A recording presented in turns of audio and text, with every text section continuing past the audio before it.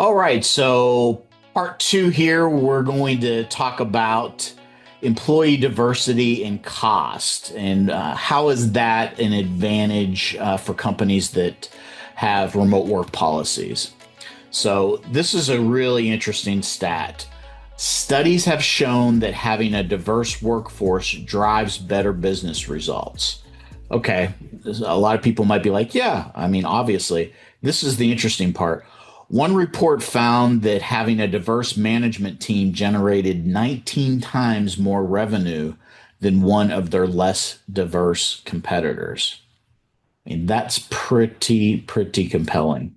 I think that is stunning. And as I thought about that, I was like, my first question is like, why? What could drive 19 times more? That is a huge amount.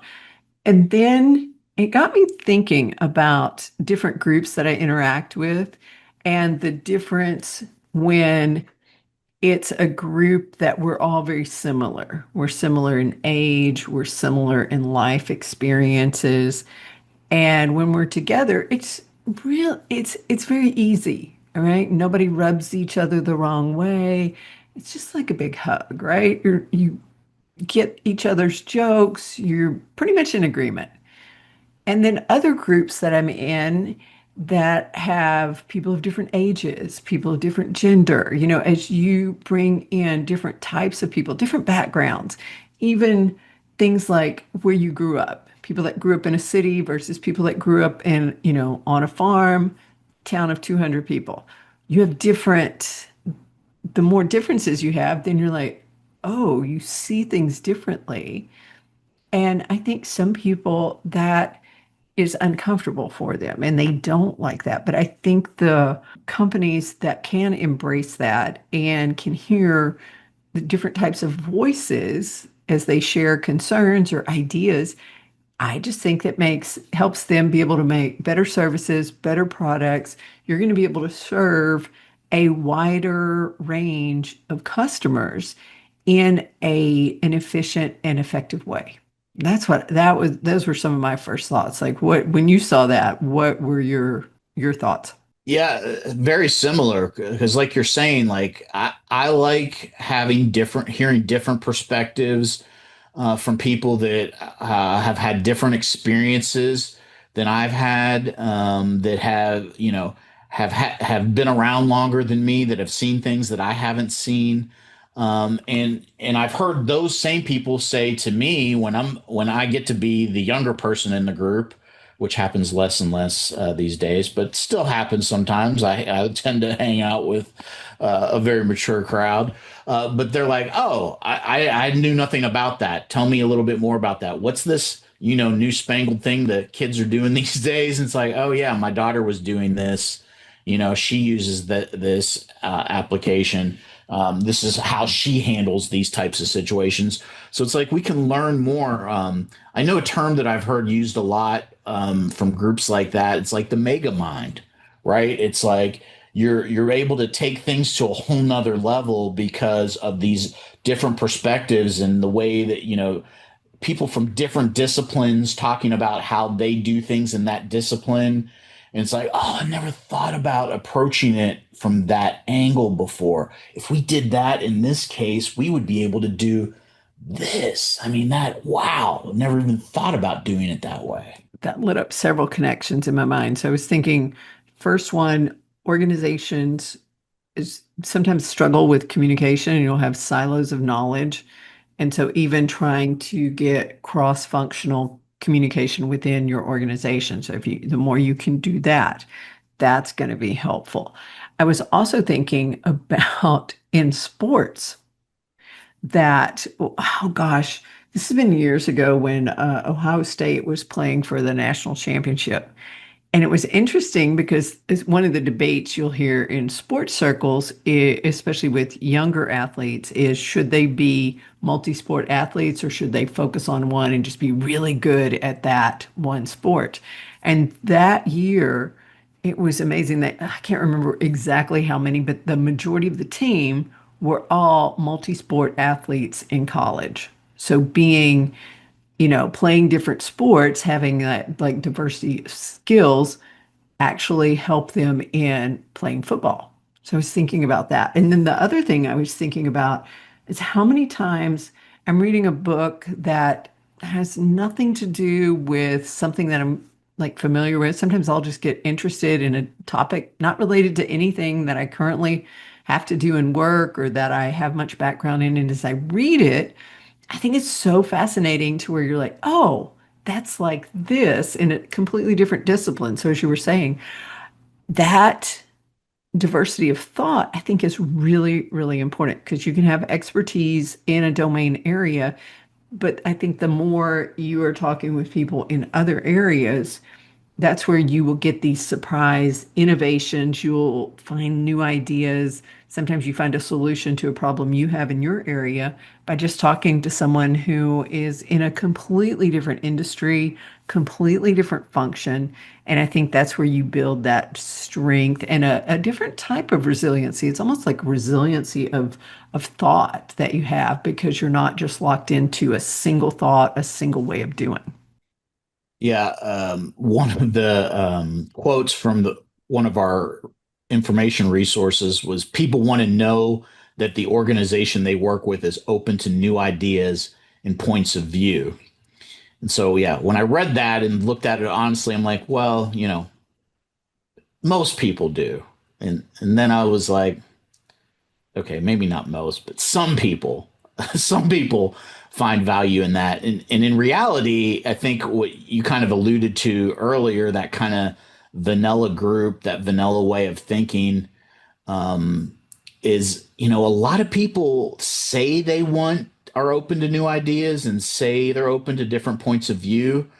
But really, what they're open to is people that think the same way that they do all the time and always align with their perspective and come up with similar ideas. And, one of the things that I've said before, when I'm in groups like that, it's like, you know, if I'm the smartest person in the room, I'm in the wrong room.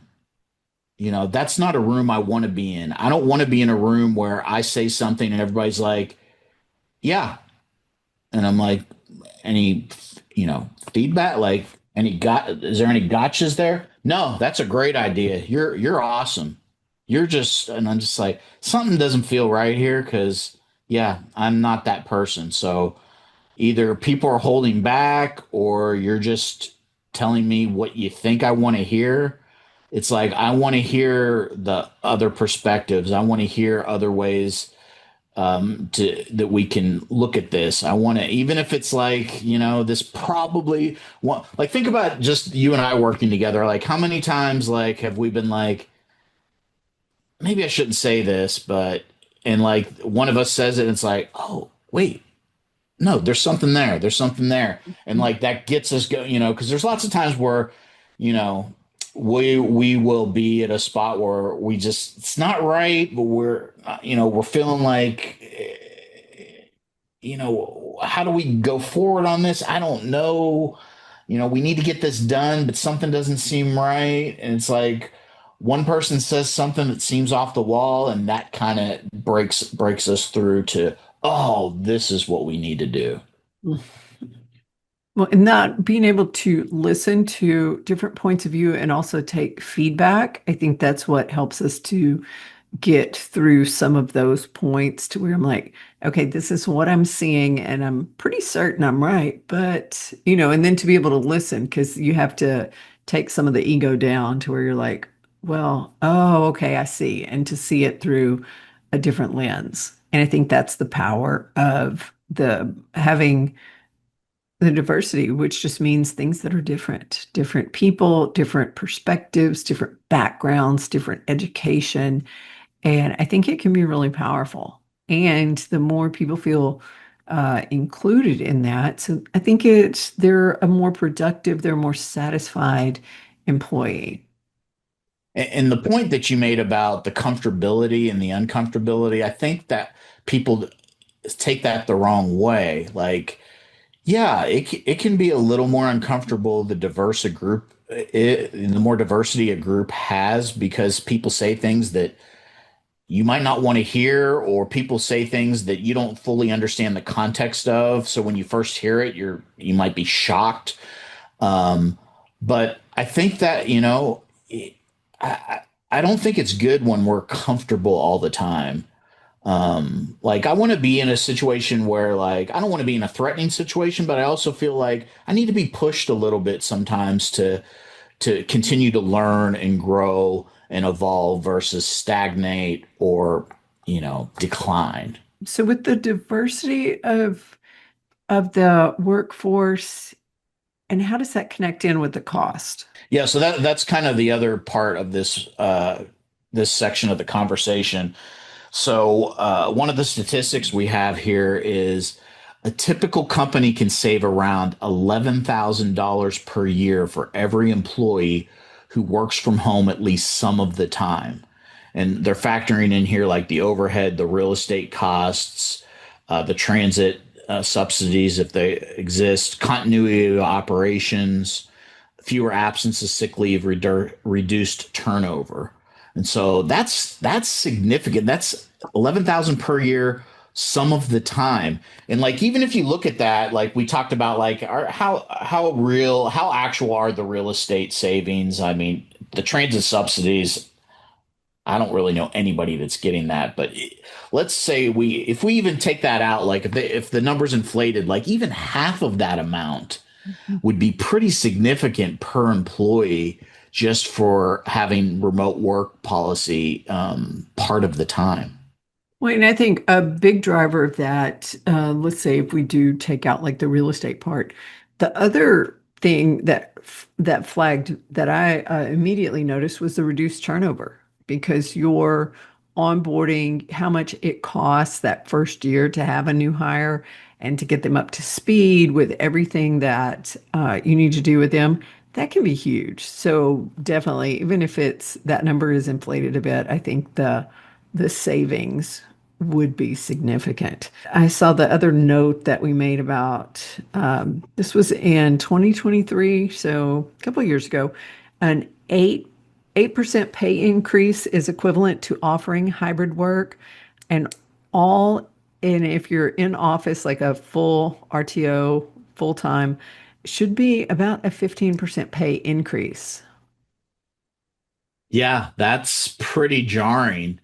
And I feel like if companies, better communicated that value when discussing compensation, things would probably be more accepted and understood. Like if it's like we have a return to office initiative, everybody has to be back in the office. Oh, but you also are getting a 15% pay increase.